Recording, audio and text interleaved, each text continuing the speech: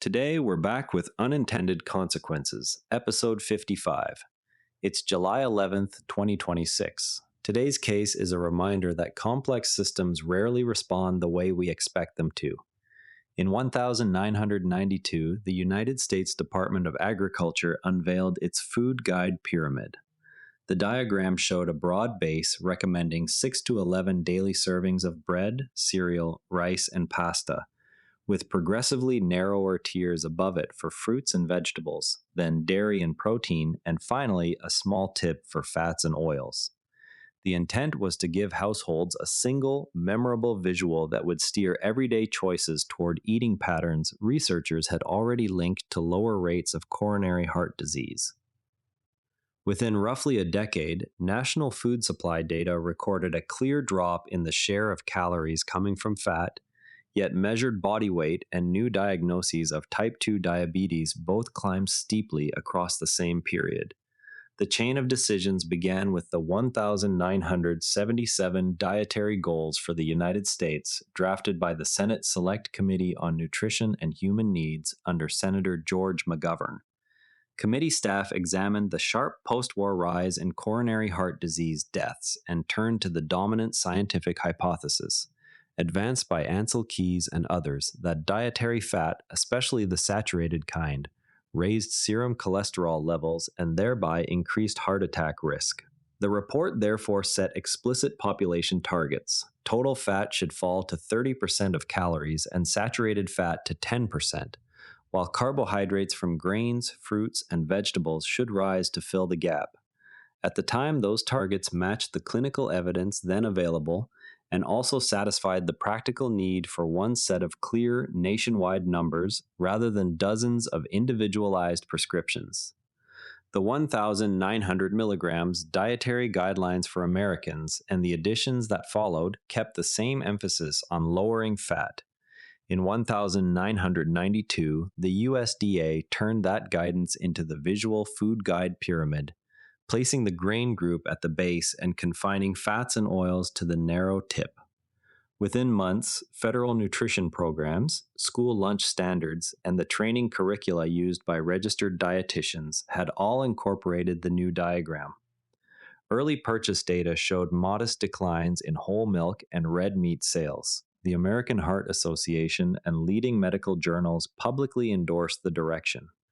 A smaller group of researchers who had spent years studying sugar metabolism pointed out that the guidelines said almost nothing about whether the carbohydrates replacing fat would be whole or refined, yet those cautions received little public attention at the time. Food manufacturers reacted to the new consumer demand for low-fat labeling by reformulating thousands of everyday products.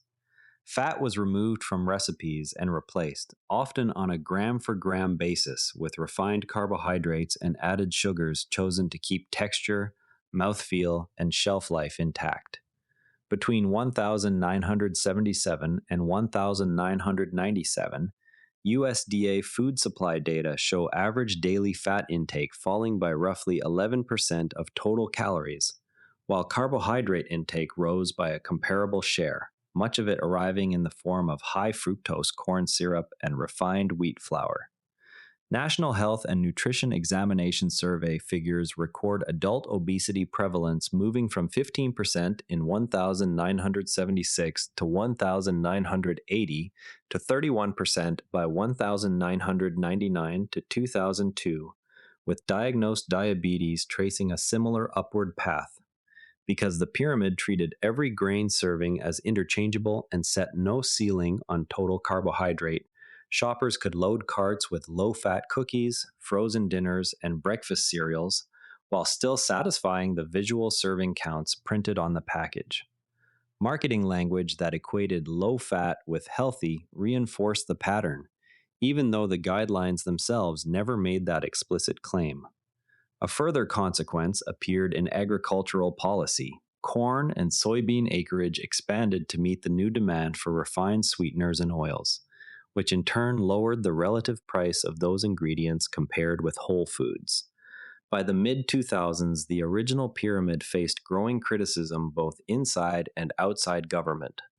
The 2005 revision added a stick figure climber to represent exercise and began to distinguish whole grains from refined ones, yet it kept the broad carbohydrate base in place. In 2011, the USDA replaced the pyramid altogether with MyPlate, which reduced the visual size of the grain section and dropped the explicit 6 to 11 serving range. Current dietary guidelines still advise limiting saturated fat while giving more weight to overall dietary patterns rather than single nutrient targets. Obesity and diabetes rates have not contributed, and researchers continue to debate how much of the rise traces to the fat reduction message versus simultaneous shifts in physical activity, sleep patterns, and the wider food environment. No formal recall of the earlier advice ever occurred. The change has been incremental and remains contested. When official guidance is framed around a single macronutrient target, markets quickly optimize around that target, often by swapping one entire class of ingredients for another, without any gain in overall nutrient density. Population-level rules therefore need to anticipate the compensatory moves that both consumers and producers will make once the rule is announced.